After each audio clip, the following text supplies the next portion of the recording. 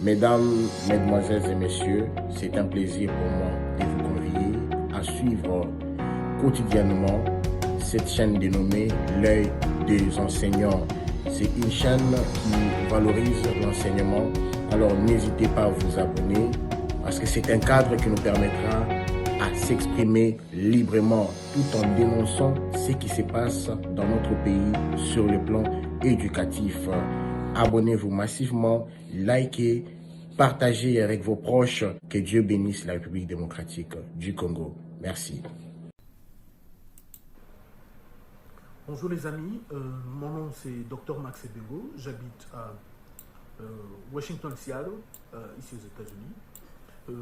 Je suis médecin de formation, je suis en train de poursuivre mon PhD que je pourrais obtenir peut-être d'ici 2 mois. Je fais de la santé publique.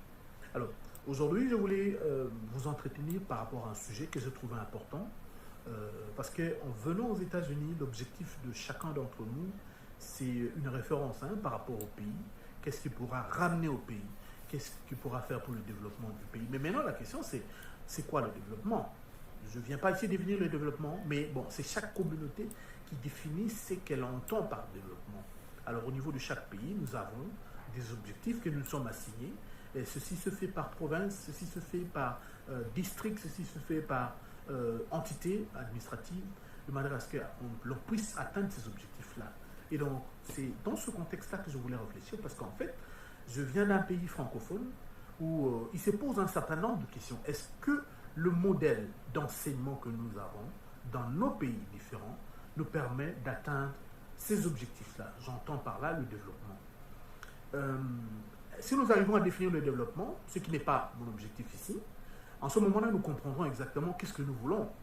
Alors, maintenant, je me dis, nous nous sommes assignés des objectifs dans des pays francophones. Comparé aux pays anglophones, je crois que la différence est claire et nette par rapport à l'Afrique. Les pays anglophones, les pays anglo-saxons ont une avance nette en matière de développement, en matière je ne parle pas de la culture, parce que chaque culture est différente, mais je parle de la culture de l'innovation. Voilà, c'est ça le terme qu'il fallait trouver. Alors, est-ce que l'éducation que nous avons, le système d'enseignement que nous avons dans nos pays est prêt à nous apporter le développement, à nous permettre d'atteindre les objectifs que nous nous assignons? Élément de réponse dans ce raisonnement que je voudrais amener ici. Il y a eu une étude organisée en 2020 avec M. Bernal Guerrero. Il a organisé son étude avec 2 de ses amis. Ça s'est passé en 2020. Le monsieur a eu un total de 1440 élèves qu'il a sélectionnés dans une étude qualitative. Alors, il y avait il y avait 671 filles et le reste, 700 et quelques, étaient des garçons. Alors, cette étude-là a dû utiliser un outil qu'on appelle le PRISMA-Pi. C'est un protocole de recherche dans la littérature qui permet de collecter les données qualitatives. Alors, le titre de la recherche était la connaissance, l'échelle de connaissance basique du business et la corrélation avec l'éducation des étudiants. Autrement dit, est-ce qu'il y a un développement et une validation chez les étudiants Spanish, donc les hispaniques, en ayant une connaissance sur le business en général? La réponse, c'est après avoir organisé cette étude-là, ils se sont rendus compte qu'il y avait une évidence, n'est-ce pas, en tout cas entre la validité et la reliabilité dans la connaissance basique du business, et ceci essentiellement chez les étudiants hispaniques. Donc, on pense que c'est important que lorsqu'on apporte une bonne éducation, un bon enseignement, un si bon système d'enseignement chez les enfants, c'est potentiellement un truc qui est capable de leur apporter la possibilité d'évoluer dans le business, lorsqu'ils ont une petite connaissance dans le business. Là, je parle d'Espagne. Maintenant, je reviens dans ce que nous faisons en Afrique. Nous avons appris le corbeau et le renard. Depuis l'école primaire, nous avons appris à mémoriser les fables de La Fontaine et apparemment, nous avons évolué avec ça.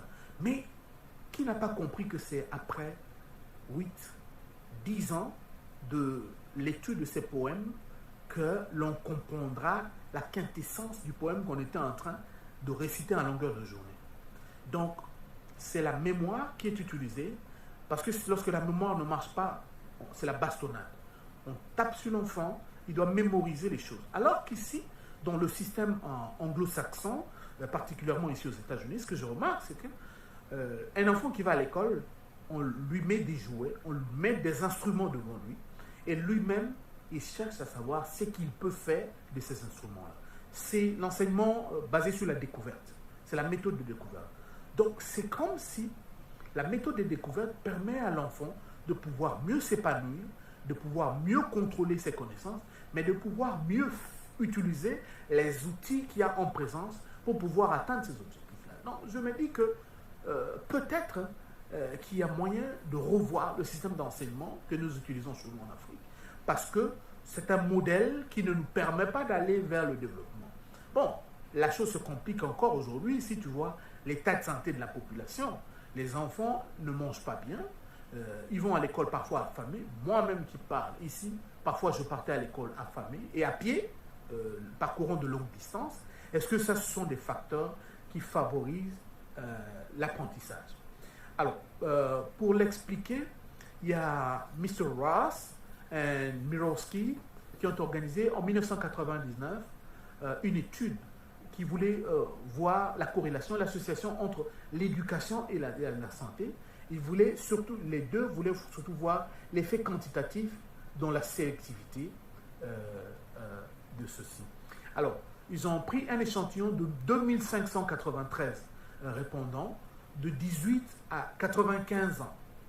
Maintenant, en étudiant, en analysant les données collectées, il apparaît qu'il y a une association qui est contribuable à la corrélation entre le travail et les conditions économiques et les ressources psychologiques, sociales et le mode de vie de la santé de ces personnes-là. Donc c'est très important de tenir compte de la santé des enfants parce que ça permet de contribuer au développement. J'ai pris donc deux éléments aujourd'hui. J'ai pris la connaissance parce que vous ne devez pas tabler sur le développement d'un pays lorsque les gens n'ont pas la connaissance sur le business. Donc, il est très important de pouvoir envoyer les enfants à l'école parce qu'ils vont apprendre ce que c'est le business. S'ils ne vont pas l'apprendre de cette manière simple, il y aura un coaching qui pourra les accompagner en tenant compte de l'exemple que j'ai pris le premier. Mais le deuxième exemple, celui de Ross et Mirowski, est celui qui établit une association entre l'éducation et la santé. Il est grand temps aujourd'hui que l'Afrique comprennent que la santé des enfants est importante parce qu'elle va prédire le développement du pays. Aujourd'hui, il y a des études qui ont démontré qu'un enfant qui est malnutri, un enfant qui n'a pas pris du lait convenablement, là je parle du lait maternel, a moins de chances de récupérer sa santé. Et quand bien même il récupère sa santé, il ne pourra jamais récupérer sa santé normalement. Parce que le cerveau d'un enfant croît normalement au bas âge, entre 0 et 1 an. Et c'est en ce moment-là que l'enfant a besoin des bons nutriments. Ça, c'est très important. Donc, il y a une relation entre l'état de vie de la personne, le niveau nutritionnel de la personne, le degré de vie de la personne autour de son environnement et sa santé, de la même manière que la connaissance de la personne lui permet d'adhérer à un projet de développement. Donc, si nous pouvons repenser notre façon d'éduquer les enfants, par éducation, j'entends les enseignements, revoir les choses à la base, voir comment on pourra recommencer à donner à manger aux enfants à l'école. Ça, c'est pour l'Afrique francophone, c'est très important. Donner à manger aux enfants à l'école, parce que on n'est pas sûr qu'ils ont mangé à la maison et leur permettre d'apprendre par la méthode de découverte. Arrêtons avec ce que nous faisions avant parce que ça ne nous permet pas aujourd'hui d'avancer.